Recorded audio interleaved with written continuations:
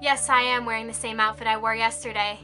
'Cause it's comfy, and it's college. So deal with it. Hi! So my sister's basically my favorite person in the whole world. Let me tell you a bit about her. One of my favorite things to do with my sister is play Super Mario Brothers.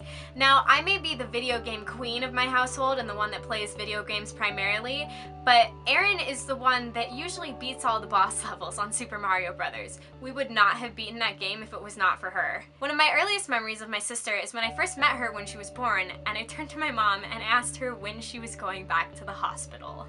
Another early memory I have of my sister is when we were both with my mom in the car at my preschool, and my mom stepped out for a little bit. They were having a consignment sale or something, and she said she'd be back in a few minutes, and we got to be waiting and waiting and waiting. And you know how when you're little, your mom talks and it feels like forever, and you're going into the grocery store or someplace and she just happens to know everyone there, and you get out like 3 hours later? Well, that's what kind of happened with my mom, and so I freaked out because at this time in my life, I was really afraid of being alone, and I was always afraid that my mom was gonna leave, and I couldn't stand her leaving because I thought that she would never come back. So she left, and I was kind of anxious already, and it got to a point where it had been probably about a half an hour, maybe only 15 minutes, but it felt forever to me, and I started to get really anxious and cry.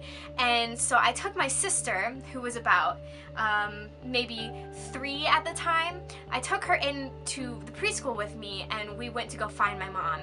And Erin was the one out of the two of us that actually was brave enough to go ask strangers or people that we recognized where my mom was and tell them that we had lost our mom. Whenever we're in the car together and I'm driving, we crank up NSYNC and Backstreet Boys, and we have little dance parties in our car. We can quote lines from obscure movies that we haven't seen in years, and we'll both immediately get the reference. You know what else is great about my sister?